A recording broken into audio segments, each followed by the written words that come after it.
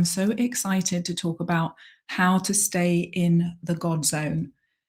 I feel like I've been in the God zone for a little bit of time, and there are lots of different reasons why that's been the case. One of which is the main topic of the session today. Oh, hi, David. Hi, Laura Lee. Am I saying that right? Jennifer, hello. So the topic of how to stay in the God zone is also about being responsible for inspiration. And my thesis about this is that we focus so much in the world of spiritual awakening, of self-development, of self-realization, on being responsible for the shadow, right? Of clearing our imprints, of noticing where we're becoming a victim in our own story.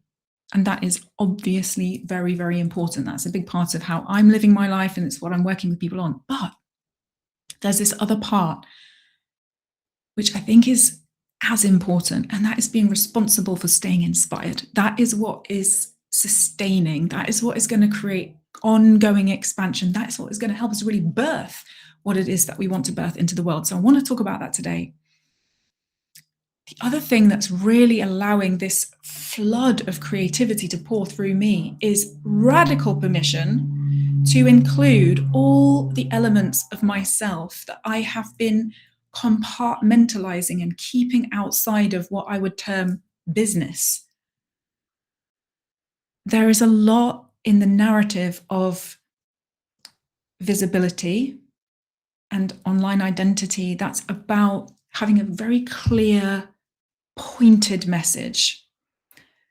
And I understand that. And I think that there's something very important about the depth of somebody's body of work that makes them recognizable. But at the same time, you are a multi-dimensional, multifaceted, multi-passionate, interesting person who has a real life outside of the internet that gets to bring joy, artistry, creativity, and fun into whatever it is that you are creating in this world. And what I've just been giving myself radical permission to do is include that and be inspired by things that are outside the confines of business. Hi, Monica.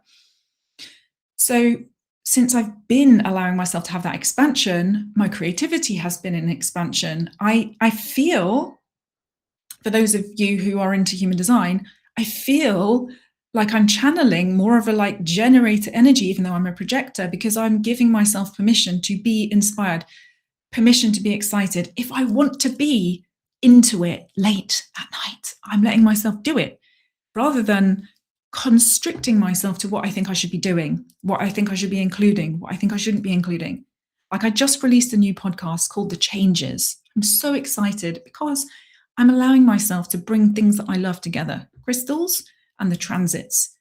Oh my God. And I was thinking, maybe I shouldn't do this because maybe it doesn't fit in with all my voice work and this, that, and the other. I don't care. It's the fact is I am prioritizing expression. I'm prioritizing what wants to be expressed through me as life force energy. And that is why it's going to resonate. So I want us to all like lean into permission. Like, what is something that you have felt isn't really allowed in your space? Like, actually, no, that probably wouldn't really fit into my business. Let me know in the chat if there's anything. If you're chat ready, right? Or leave it in the comments.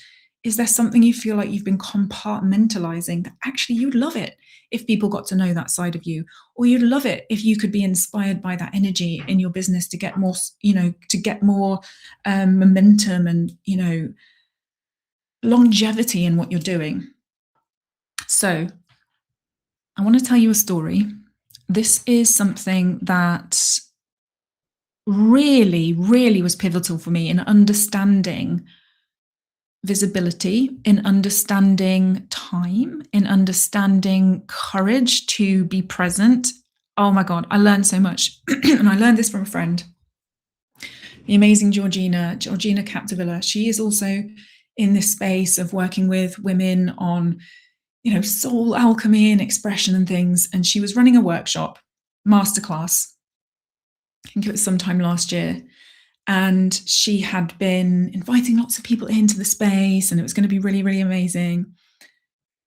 And if anybody here is a business owner who's creating something in the world and you're trying to reach bigger audiences, you're trying to run things for maybe for free or maybe they're paid, and what's stopping you is anybody going to come? Is anybody going to show up? Do you feel ever held back by the idea that you might put something out there into the world and nobody shows up?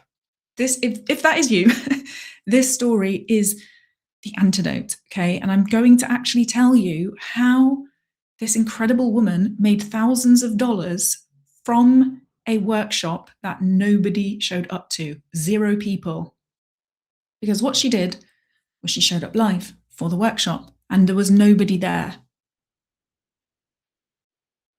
And what she did in real time was she made a decision to deliver the entire thing anyway to an audience of 0. And she spoke in that moment about how she was deciding not to make it mean something shameful about her, not to make it mean I am not where I should be in my business, not to make it mean I am not popular, not to make it mean what I have to say doesn't matter, not to make it mean I don't matter. She instead decided to trust what Shoshana Raven would call the law of unevenly distributed results. She decided to trust that somebody somewhere might hear what she had to say and benefit in a way that she could not even possibly imagine. And that did, in fact, happen because I heard the replay and I was so inspired by this woman standing there in the face of an audience of 0, delivering the thing brilliantly and alchemizing the shame that's associated with not being popular in real time, that I decided to make an investment in her and I bought a product for her. Hi, Jackie, lovely to see you. I bought something from her because of her courage, because of her bravery, because she decided not to let an audience of 0 mean something about her. So she, we can't always know the impact and the result of what we're doing in the moment. If we limit ourselves to X equals Y in this business, we are way missing what's possible. So I share that because I know that for many people who might be tuning into this, that fear can be very pervasive. But can you let yourself trust that what you're doing may have a ripple effect in a year or 2 years or 6 years, that the law of unevenly distributed results is real? Because it's so incredibly liberating when you do that. So I think even though it might seem like a bit of a tangent, but that helps me stay like in the God zone. I wouldn't be able to have the courage to just, go live on Substack if I was overwhelmed with the idea that nobody's going to show up, right? So what's the God zone? If anybody's chattable, Jackie, you're in the chat. What does it mean to you? I feel like you're directly speaking to me. Jackie, I am speaking directly to you. I love you.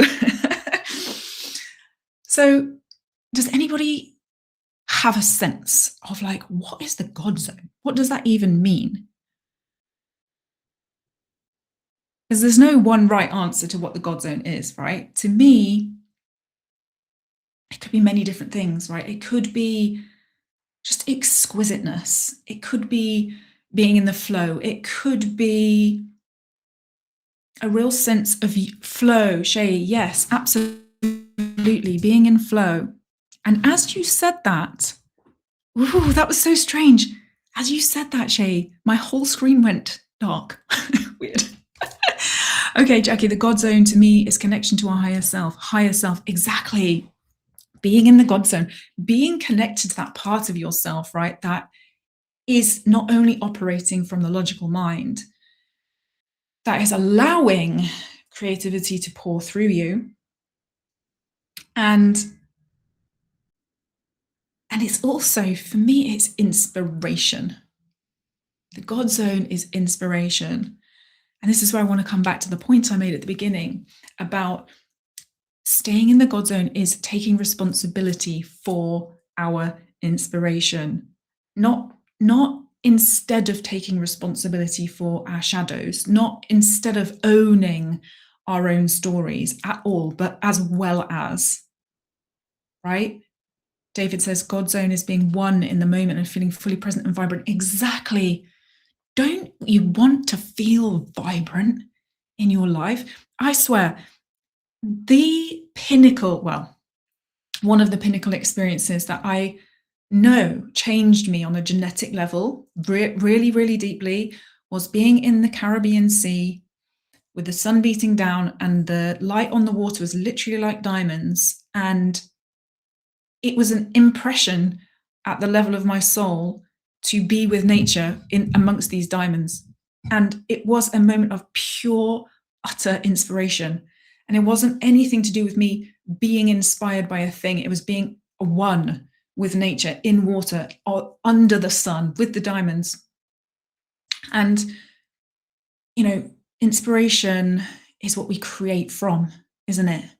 It's an energy within us that is essential, actually, for leadership in the new era. If we are wanting to lead people in any, I don't care if that's in a business, in your family, in a massive global movement, in motherhood, whatever it is, that leadership relies on frequency, and frequency relies on inspiration, because inspired people inspire people, right?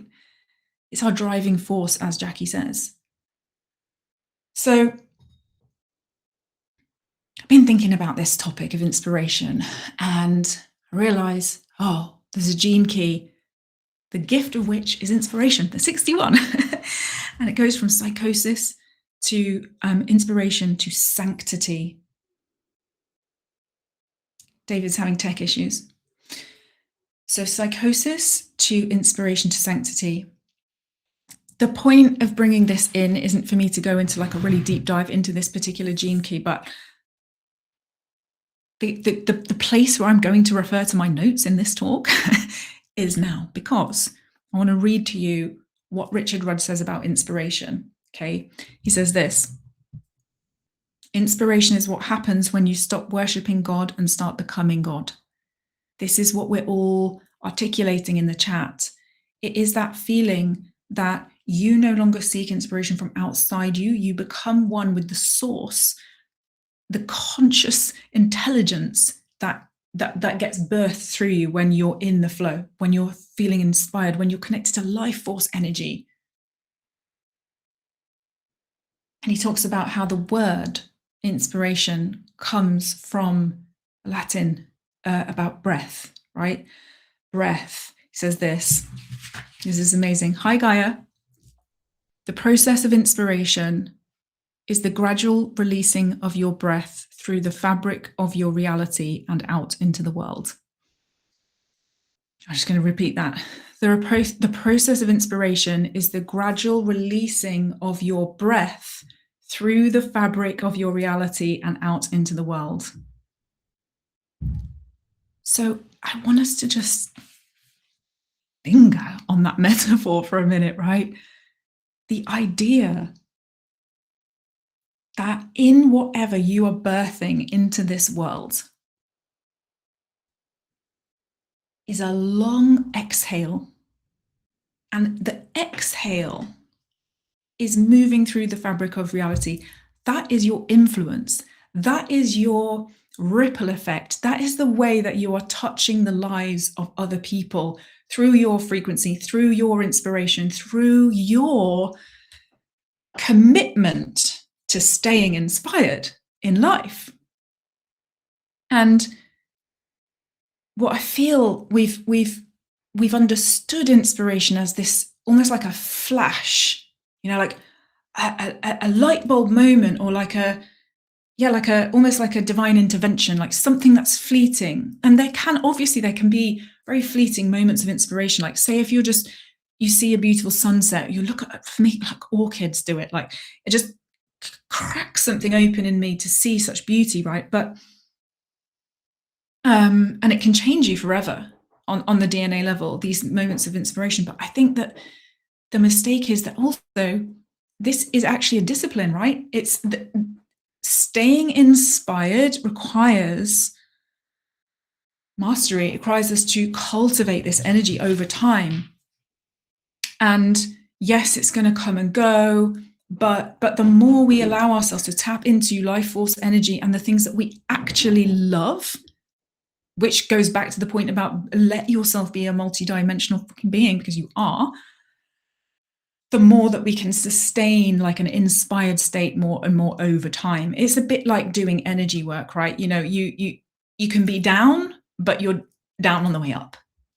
The more you work on your energy, the more you work on releasing your shadow patterns and things like that. It's the same with inspiration. Shay says, those flashes to me are enlightenment. So heightened inspiration. Yeah.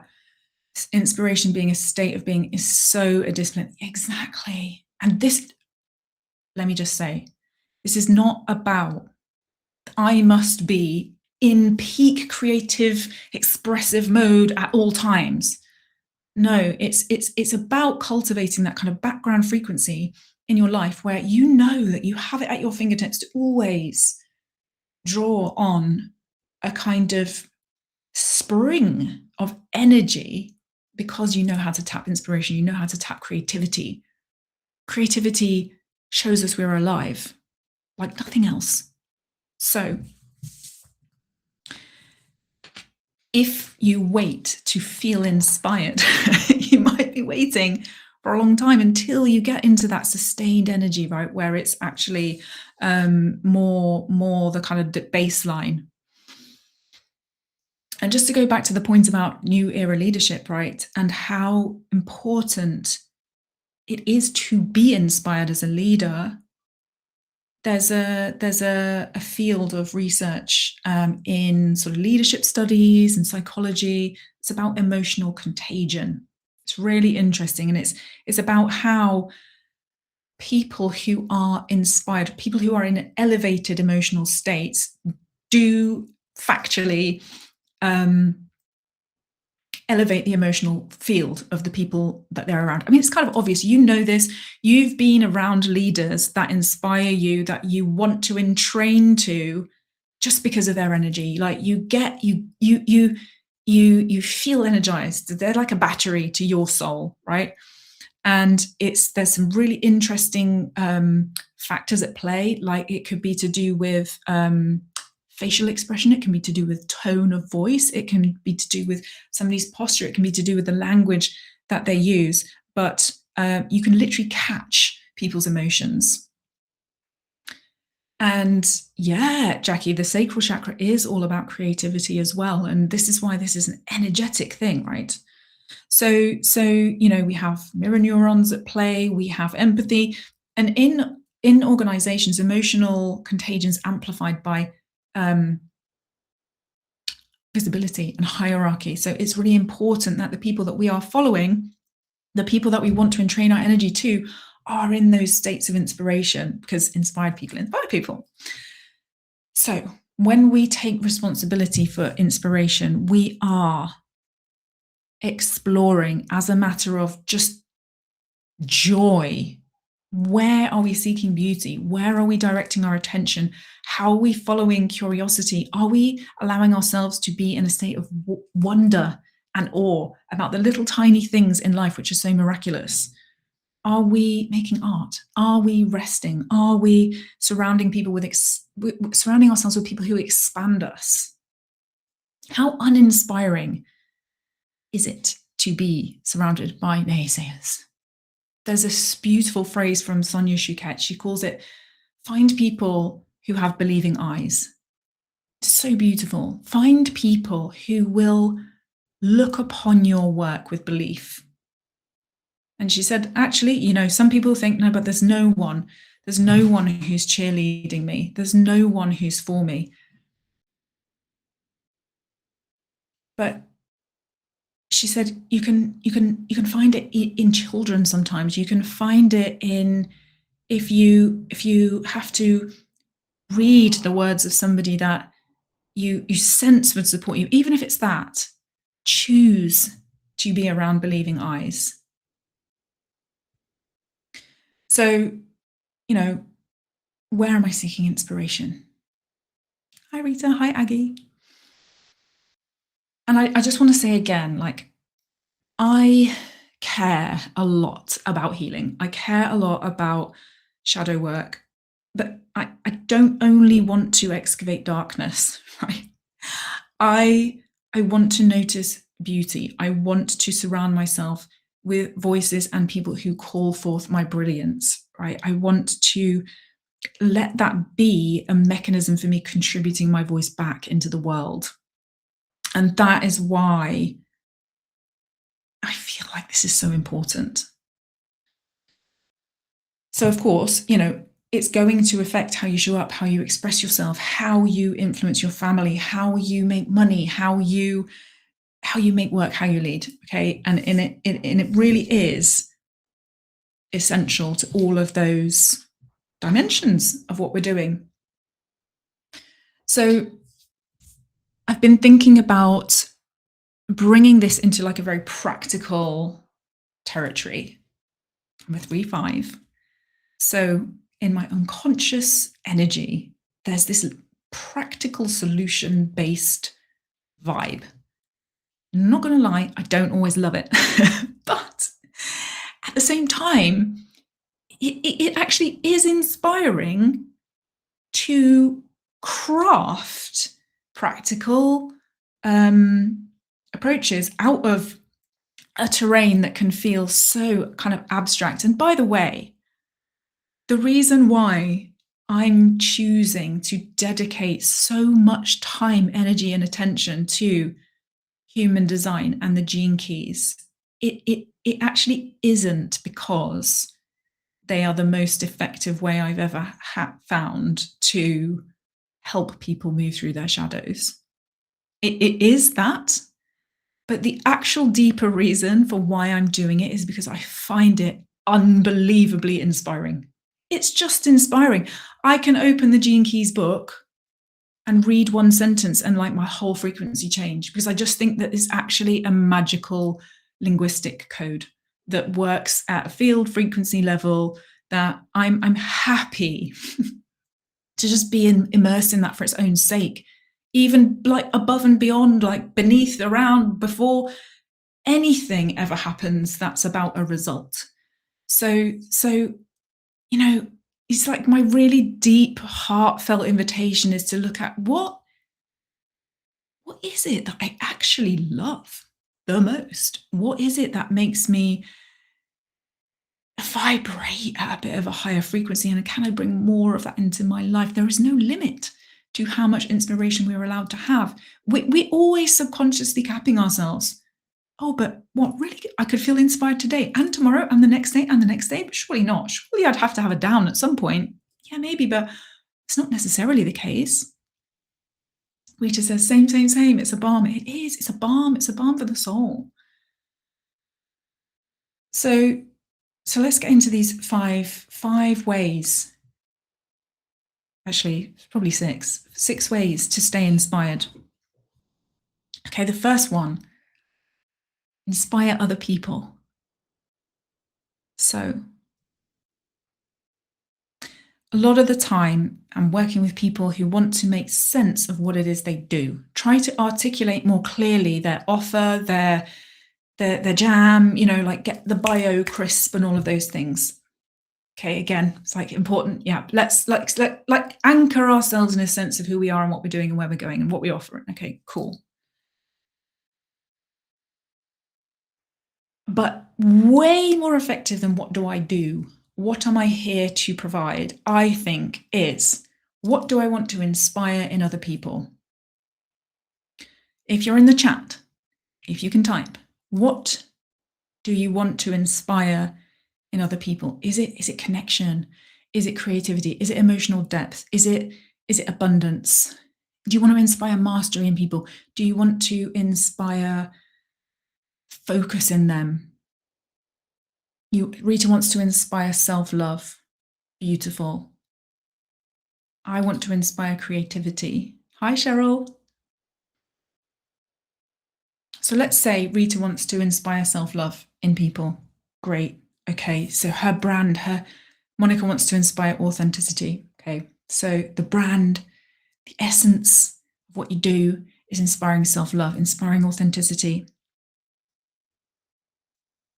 Jackie, remember who they are. And then the next question is, what are you going to do to live that? What are you doing to embody that and then tell stories about it? That's it. If I want to inspire creativity in other people, I have to embody creativity. If I want to inspire life force energy, I have to tap my own life force energy. And this has really been the thing that's unlocked it for me. This is why I'm in this like crazy flow of what feels like generator energy, because I'm allowing myself to be the thing that I want my brand to be about. Hi, Erica. Oh, so nice to see you. So, and you know, and the other thing that I want to inspire in people is courage, right? Resilience, doing it. And I was saying to Shay the other day, like I went to this amazing workshop on the weekend. I love dance. Dance is one of the things that makes me feel the most at one with myself and life, right? So I went to this amazing samba reggae workshop last weekend. It was I traveled to a different city. And oh my God, it was so incredible. The energy was next level. There was like 50 drummers, you have to wear earplugs. You cannot listen to that roar. It's just too much. So there's all these drummers. The energy is absolutely next level. This teacher from Brazil, I mean, it was incredible. And I was being taught new steps for about 3 hours. And at some point, this thing happens where the drummers split into two halves, creating a lane down which each dancer has to dance by themselves to offer gratitude, to thank the musicians for the music and to perform. And I felt sick. I was like, oh my God, what? I've just learned all this stuff. I don't know what I'm doing. I feel like such a novice. And now you want me to dance on my own down this path in front of 50 people? I never know. But something, that feeling of like, oh my God, you've just got to do the thing. I know that if I don't say yes to those things, I'm not going to be able to transmit them. I'm not going to, that is my inspiration to step out into that moment. And I didn't smash it, okay? I was like, I've forgotten everything. I'm just kind of doing my thing. You know, it was a bit strange. But, and then of course, when I like kind of came back to the end, you know, when I wasn't in the limelight anymore, I was like, oh, well, you know, like now I know all the moves. Now I know what's working. Doesn't matter. It was actually about, I just gave gratitude to them in the way that I was moving. Didn't matter if I was good or bad or whatever, but I realized, oh my God, I'm learning about what it means to just step into that unknown territory in a completely different context and let myself embody it and let myself live that, so that I can just now transmit that bit of creativity and that bit of courage. So basically what I'm saying is, what do you want to inspire in other people? And then how can you live that so you can tell stories about it? And that is how you build your identity and show up and influence people in really powerful ways. David says connection, belonging, community. Exactly. Like, how do you live that? How do I go about being more connected? And how do I go and like live in community in different ways and then share that? So cool. So inspiring other people by embodiment. That is number one way to be inspired.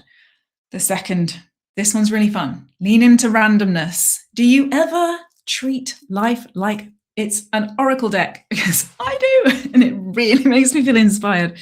Like, oh, this one amazing woman, Mia Magic, I heard her saying recently that she treats Google Flights like divination. She'll just I mean, she'll just go on there and like pick a destination at random and then go based on, this is what the internet showed me I should do, and that's where I'm going.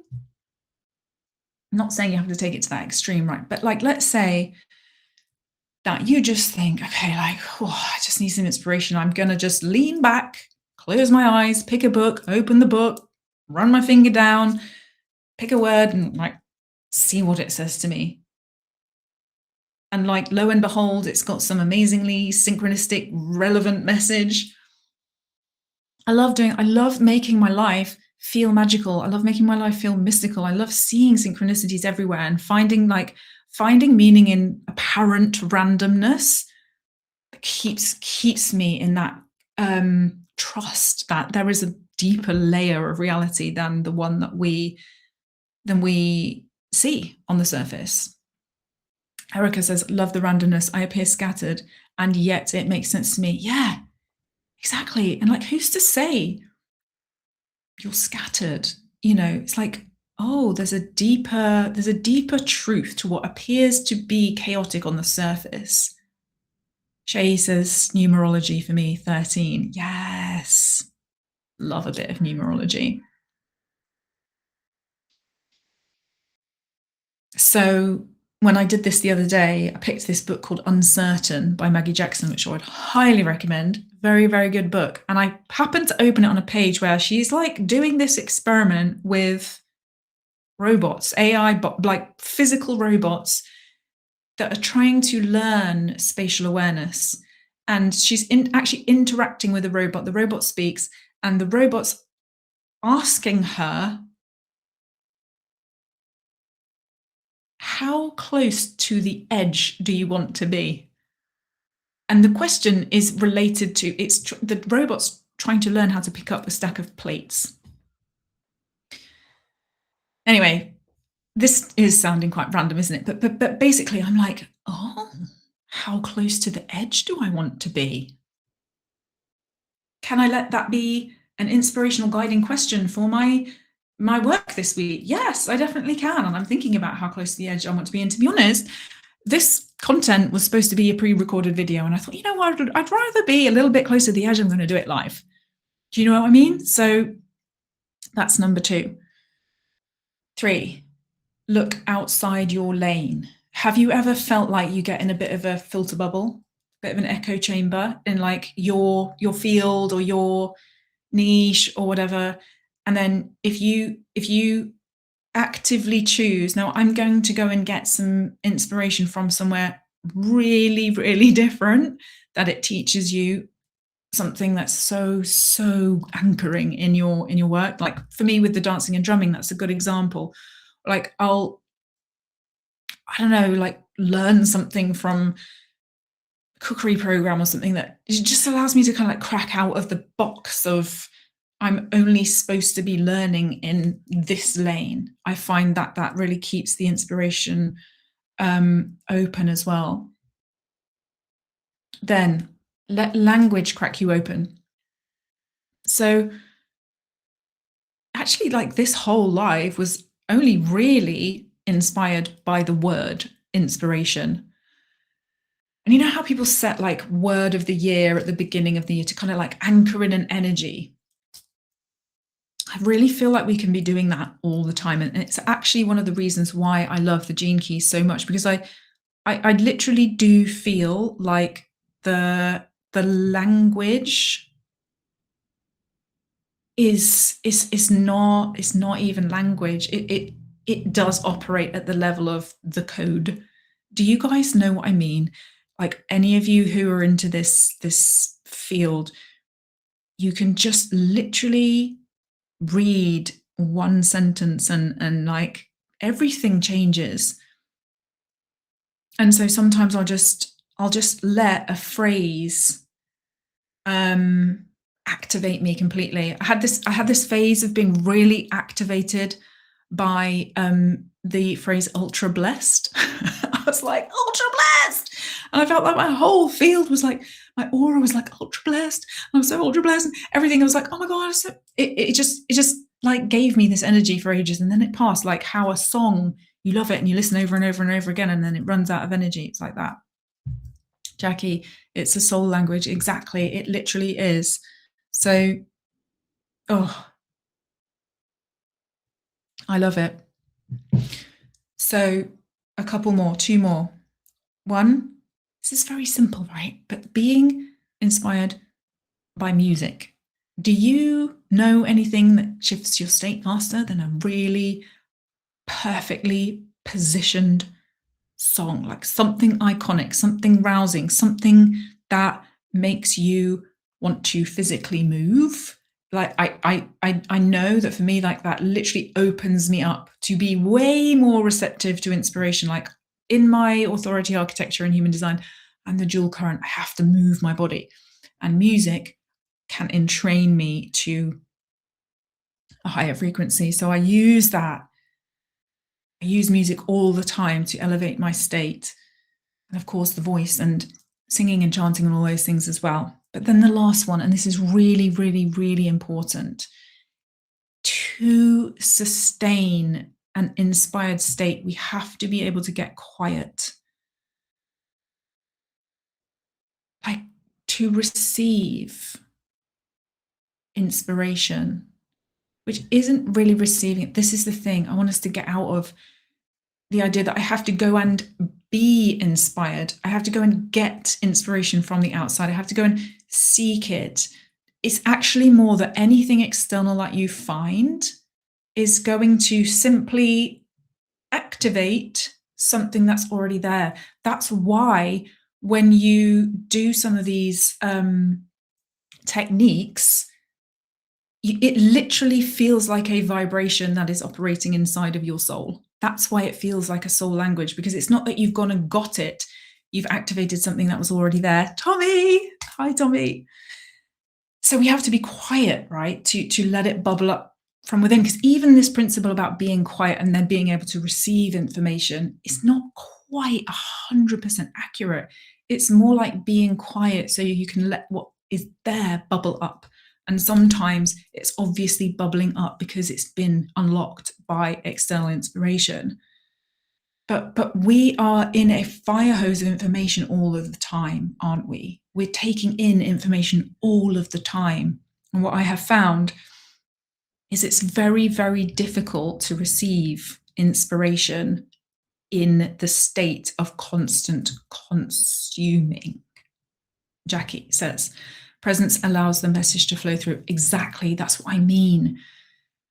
So, and it sounds like silly in a way to say you have to be courageous to turn things off, but you actually do. The noise is so loud, says Tommy. That's right. The noise is so loud, and we're not really that comfortable with the void. We're not really that comfortable with the silence. And so we plug in all of the time. And I know for me, I have to check myself when I am constantly consuming because I'm inspired versus when I'm constantly consuming because I'm bracing against reality. It's a very, very different energy. I've been consuming a lot lately. I've really been consuming a lot lately, but I don't feel blocked. I don't feel overwhelmed. I don't feel like it's confusing me. And I'll tell you why. Is because I'm doing it because I'm so inspired by what I'm listening to. I'm not listening to it because I feel uncomfortable sleeping at, like going to sleep in the quiet. I know I can go to sleep in the quiet. But I'm only absorbing things that I love. And of course I am taking time. I make it my business to be receptive to inspiration because I have my daily practices, right? So if we are not intentionally working on this, says Tommy, we're running someone else's program. Exactly. We are the governing presence if we let ourselves be. So I really, really feel like I always say, like, there's two voices that are more important than the voice that comes out of your mouth. One is the one inside your head, and one is the one from God. And you can't hear the one from God if you're constantly putting stuff in.